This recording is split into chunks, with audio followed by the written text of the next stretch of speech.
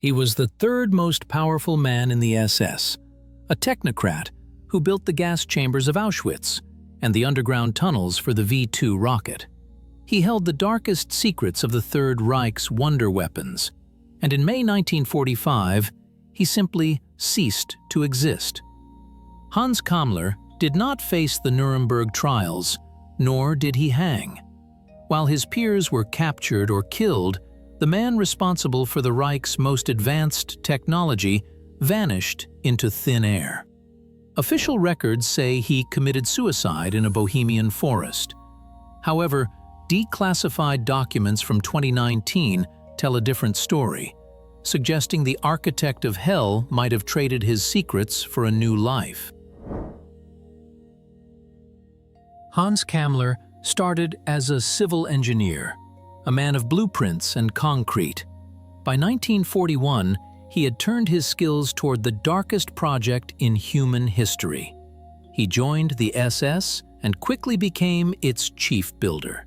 Kammler saw the concentration camps less as prisons and more as construction challenges. When the regime needed more capacity for murder at Auschwitz-Birkenau, it was Kammler who oversaw the installation of the massive crematoria. He approached genocide with the cold logic of a project manager focused on timelines, budgets, and efficiency. He visited the sites personally, criticizing delays and demanding speed. To him, the suffering of millions was merely a logistical variable to be managed. This detached brutality caught the eye of Heinrich Himmler, who saw in Kammler a man who could build anything, no matter the human cost. By 1943, Allied bombers were turning German cities into rubble.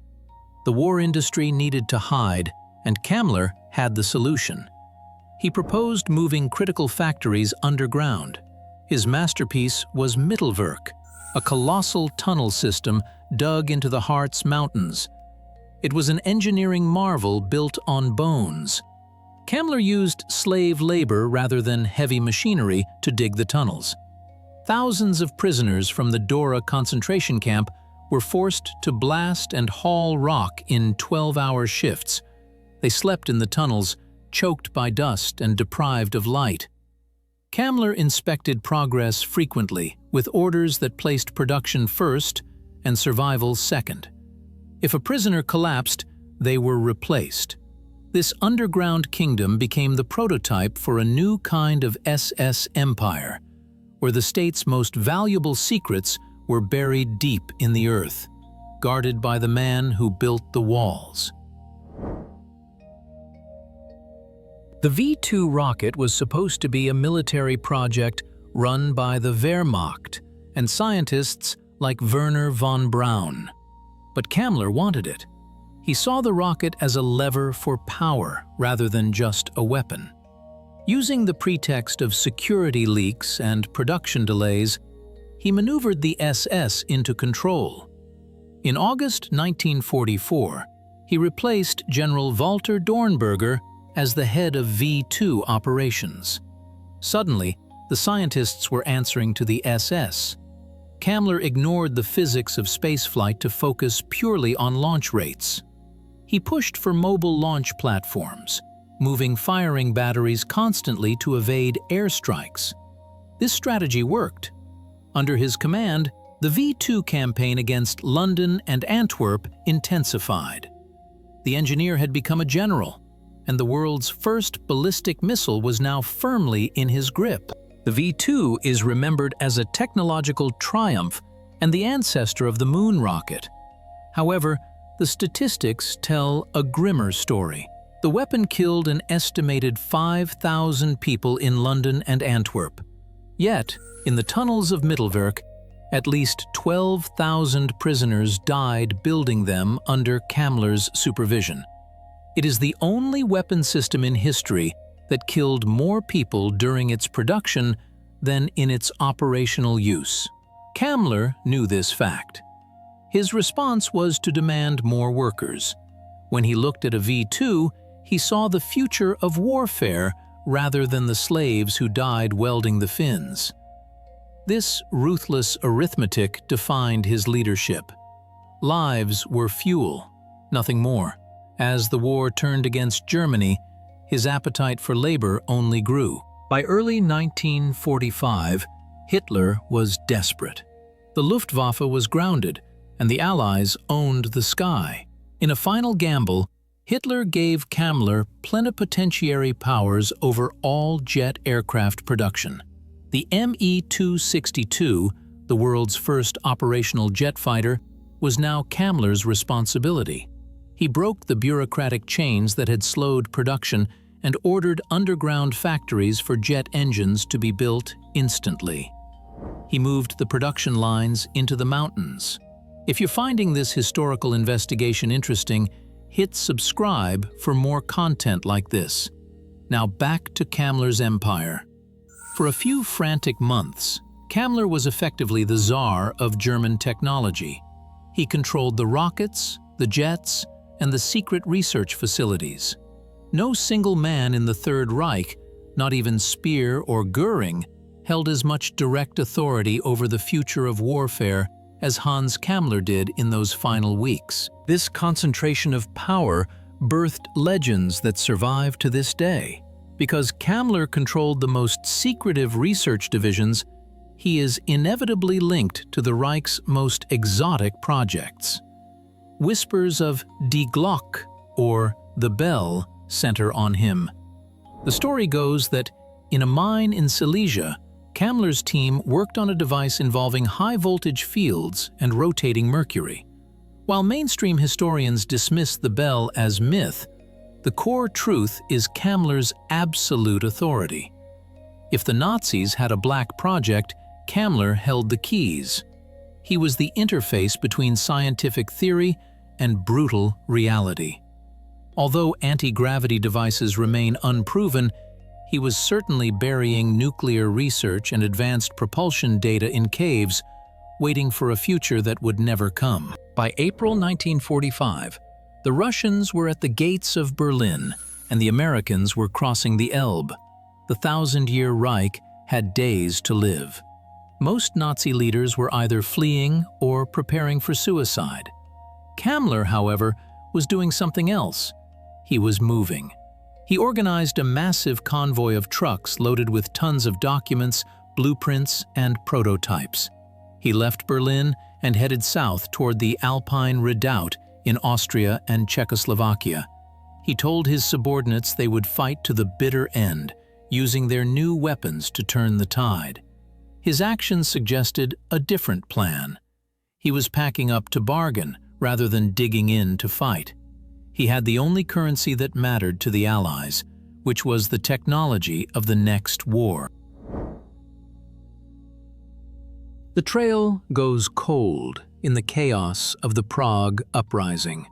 On May 4, 1945, Kammler was seen in the city while the Czech resistance was fighting in the streets.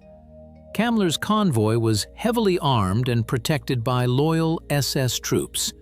He moved between bunkers, issuing orders that no one could execute. His final verified contact was a radio message on May 7th.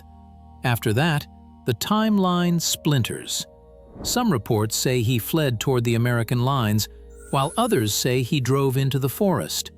This is the moment the man became a ghost. In a span of 48 hours, the commander of the V2 simply walked off the map. No body was presented, and no dog tags were found, just an empty car and a legacy of questions. For decades, history accepted a simple ending. Kammler's driver, Kurt Pruick, and his aide, Heinz Zeuner, claimed they saw him die. Their story was dramatic. Deep in the Bohemian woods south of Prague, Kammler stopped the car. Desperate to avoid capture, he asked his aide to shoot him. Or, in some versions, he took a cyanide capsule. They claimed they buried him in a shallow grave and fled. It was a neat, tidy conclusion, where the villain destroys himself to escape justice. In 1948, a Berlin court legally declared him dead based on these testimonies. The file was closed, and his widow began receiving a pension.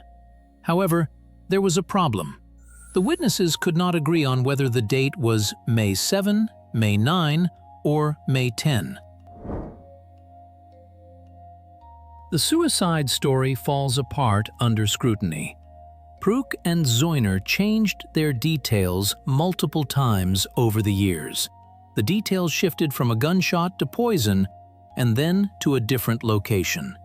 Even more suspiciously, they claimed to be with him on days when verified records placed them elsewhere. There are many reasons they might lie. In the chaos of 1945, loyal SS men often protected their commanders. Declaring Kammler dead stopped the hunt. If the Allies thought he was a corpse in the woods, they would not look for him in Argentina or Syria. Perhaps the lies served a different master. If Kammler had been taken alive by an intelligence agency, his death would be the perfect cover to erase his past and secure his cooperation. Operation Paperclip was the U.S. program to recruit German scientists. Wernher von Braun, Kammler's subordinate, was the star prize. He went on to build the Saturn V rocket for NASA. However, von Braun was just the scientist. Kammler was the manager who knew where everything was hidden. He knew every underground bunker, every prototype, and every uranium stockpile. It is unlikely the Americans would let a man with that knowledge just die in the woods.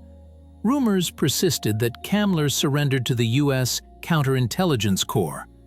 He offered a treasure map rather than scientific theories. In exchange, he would need more than a job. He would need a total disappearance.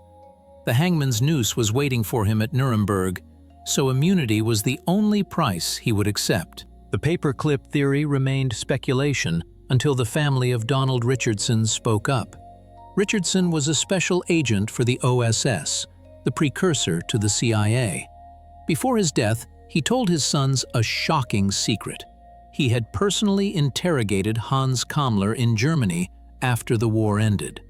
According to Richardson, Kammler did not die in the woods. He was brought into U.S. custody. The agent claimed Kammler was a special guest who provided critical intelligence on Soviet capabilities and German technology. Richardson said Kammler was eventually brought to the United States to be squeezed dry of information rather than to work at NASA. He allegedly lived under a new identity, stripped of his power, a ghost in the American suburbs. In 2019, the Wilson Center released documents that verified parts of this impossible story. Archivists found a U.S. Air Force memo dated November 2, 1945, which was 6 months after Kammler's alleged suicide. The document lists German officers to be interrogated for technical information. Name number 18 is Hans Kammler. The memo lists him alongside other high-ranking prisoners already in custody, rather than marking him as deceased or missing. This is the smoking gun. This raises the question of why the U.S. Air Force would order the interrogation of a man who had been dead for half a year. The likely answer is that they knew he was alive. The suicide story was a smokescreen that the world believed for 70 years. There is one other possibility. Kammler's final movements were toward the east, near the advancing Soviet lines. Although the American theory is strong, some historians suggest he might have fallen into the hands of the NKVD. The Soviets were just as hungry for rocket technology. They captured the Mittelwerk ruins and many lower-level technicians. If they caught Kammler, he would have vanished into the Gulag system. The Soviets rarely publicized their captures of high-value war criminals if they intended to use them. He could have ended his days in a secret laboratory in Siberia, forcing the V-2 designs to work for Stalin. Unlike the American trail, the Soviet archives remain silent.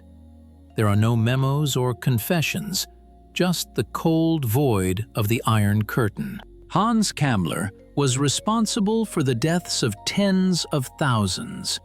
He was an architect who designed mass murder systems rather than a soldier following orders. Yet, He never stood in the dock and never wore a prison number. If the suicide story is true, he escaped justice on his own terms. If the American survival story is true, he escaped justice because he was useful. This is the uncomfortable truth of 1945. Morality was often traded for technology. We went to the moon on rockets designed by Kammler's team.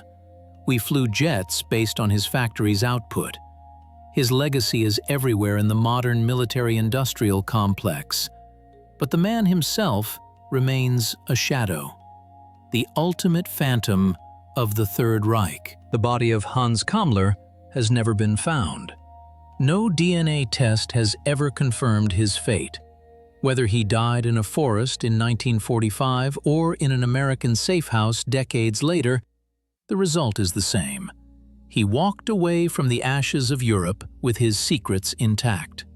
He reminds us that history is not always written in black and white. Sometimes it is written in the gray ink of redacted files. If you want to see more mysteries revealed from the archives, make sure to like and subscribe.